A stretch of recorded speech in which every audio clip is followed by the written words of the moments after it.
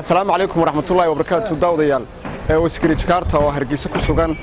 سين ودوغنا هاي وحوضن كجيني كوناكري بقشوا جمع قان مدحوينها السوماليلان مدن موسى بيحي عبدي أو سودوين وين كلا كل ماي مدحوينها دالكاسي مستر ألفا كوندا سؤال شان ودوينها ريه هرجيسة ويدين إنه أيا مهمة إنتاج أي ولا ضحي شعبوينها رير سوماليلان سيدو كلا سودوينتاس waxa qaadacay mas'uuliyiinta Soomaaliya oo sheegay in xiriirkii u jareen wadanka Guinea su'aashaas ayaan weydiinaynaa dadweynaha kala duwan ee ku dhaqan caasimadda Hargeysa ka hadlaya arinta booqashada madaxweynaha Jamhuuriyadda Soomaaliland mudane Muuse Biixi Cabdi oo booqday dalka Guinea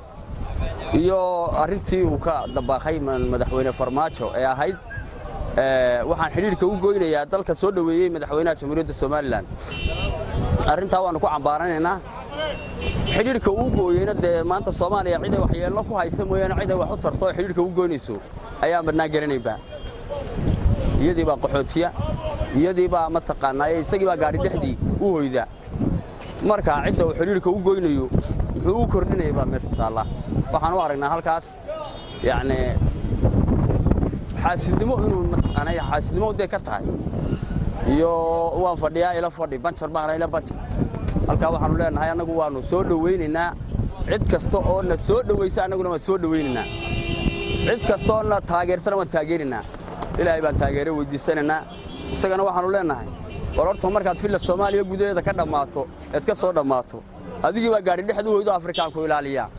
ya oo maanta aan hayn ciidan Soomaaliyeed oo lafahaaga u aaminto ya waxaan leeyahay halkaasi Soomaaliya waxyeello badan aanu ka tirsanayay dhibaato fara badan inay tii un dabada sii hayso wuxuu doonayaa Soomaaliya midowda waxaanu abuurayaa xajiin iyo xagtiin had iyo jeeraalay ayuu maalin walba ku taagan yahay waxaan ka hadlaynaa booqashada madaxweynuhu ku tagay Guinea Conakry waxa weeyaan waxaan leenahay dawladda Soomaaliyeed taagta daran leh masaakiinta intii sabadar yeelaa walaalkiina tiirsa war gudihiina daboosha annaga wax aliyaalo waxaan yeelkiin galay ma jirto isku Soomaaliyeedna haddaan Soomaalinimada nooga baxaysana idinka ka bixi doonaa annagu ka bixi mayno haddii u qaadateen tii aanu idin keenay ee ahayd inaan lacasnimo u qaadateen annagu shan Soomaaliyeed diidayna khaladkii maalinta dhacay haddaad ka faa'iideysanaysaan wax alla wax ka jira ma jirto waxaanu masaakiin baa tiina daboosha waxaan leenahay nintii sabadar yeelaa walaalkiina tiirsa مسكين فرماجة لقى صوت لي قربي لقى صوت لي وحنلنا هكون حوالني ماشي هكون حوالني كان يرسل فلاها ابن عبد بديتا يجي كذا هانا وحنلنا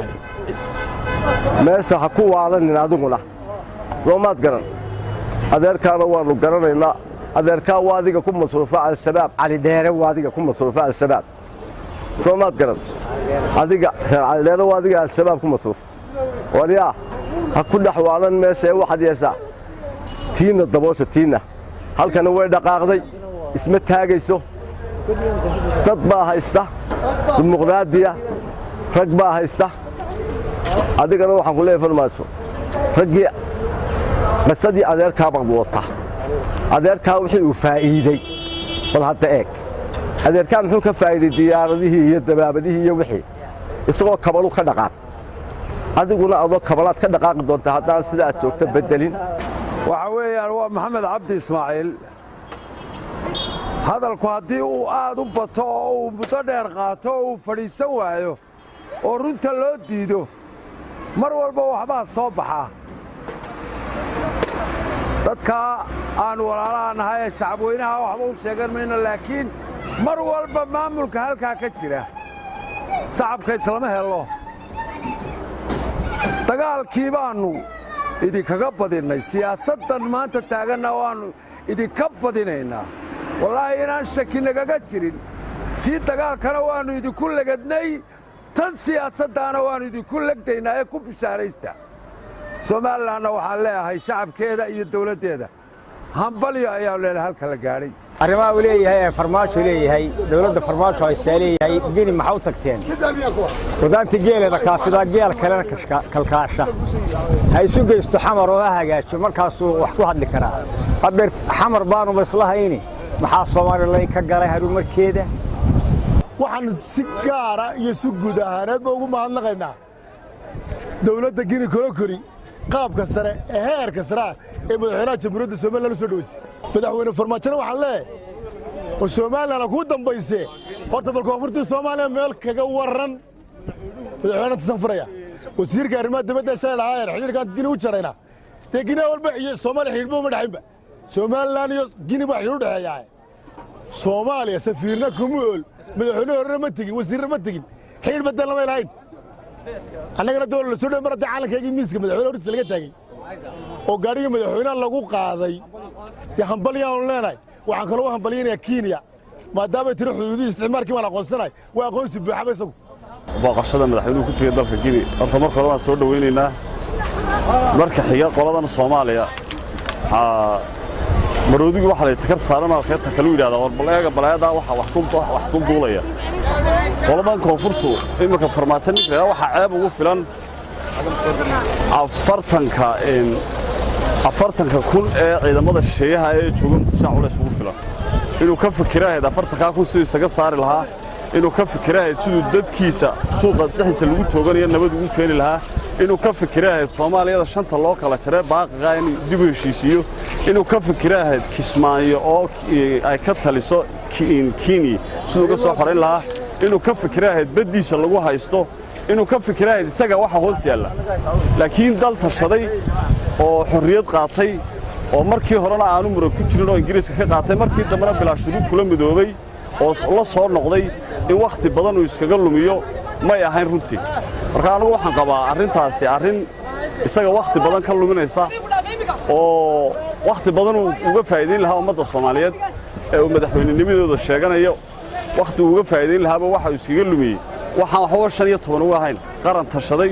qaran ka tagay qaran dib u heshiisiin samaystay qaran calan iyo lacag gooni iyo madaxweyne leh qaran calashan food qaaday oo dastuur kaga go'ay oo 97 ay u codeeyeen inaanay Soomaaliya ahayn qaranka intuu waqtiga iskaga luminay inuu kiisa isagu hoos eegay ahayd wada hadallada nimanka Soomaaliland iyo Soomaaliyana waxaan qabaa isaga ceel dheer ku tuuray dadkana isagu baa iminka sii kala fogeynaya dadku waxay xusuusanayaan xasuuqii dumintii burburkii bahdilaadii hantidii la waayay wax badan bay dadku xusuusanayaan markay farmaajo hadal ka maqlaan marka anu waxaan qabaa wax ummadda sii kala fogeynay mooyaan ninkaas wax isu soo dhaweynaya mar raba inaanu ka talinin waxaan soo jeedin lahaa Soomaaliland guul baan u rajaynayaa isagana waxaan oran lahaa war bal wax walba caanada taba dabadood la qabay walaalnimada iyo wada dhalashada ha ku sheegin Soomaaliland colaadeeda dagaalyahanadii Ezenam maanta waxay maanta inanku dhalay maalinta uu ka tagay ninka dhintay Ezenam u soo dagaalamay gobonimada Soomaaliland mar labaad dhigiisu u quway maanta waa qalin qaad wuxuu kaaga goosanayaa farmaajo qalinka ma aha qoriga xiligu kaaga goosanay qalinku kaaga qaadanaya ma fahanteen adiguna farmaajo dadka Soomaaliyeed waa uliya diir ha isku dirin laakiin walaalasi anaguna waxaan leenahay markasta walaalahay koonfureed iyo kuwa bartamaha iyo kuwa bariga deganba waxaan leenahay welcome qacmo furan baan ku soo dhaweynaynaa waliba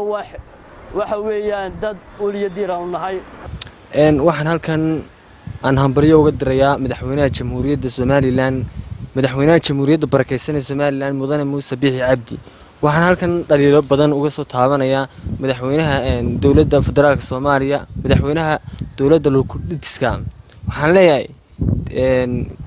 waxaan leeyahay tiisama dareeraatu kala ku dara taada soo hagaaji waxaan leeyahay al-shabaab baa dhinac ka tirsan dhinacna adiga ka taliya soo had gartay marka taas soo hagaajisba tan iman kartaa